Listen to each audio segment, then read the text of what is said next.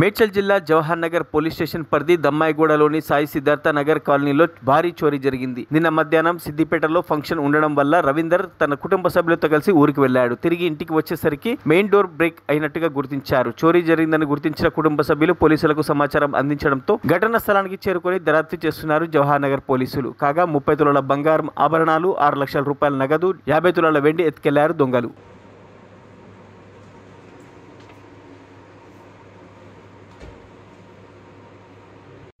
Cash gold అంతా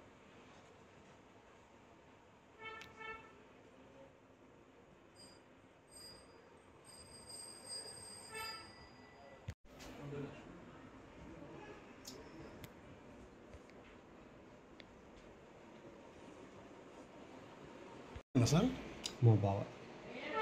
okay.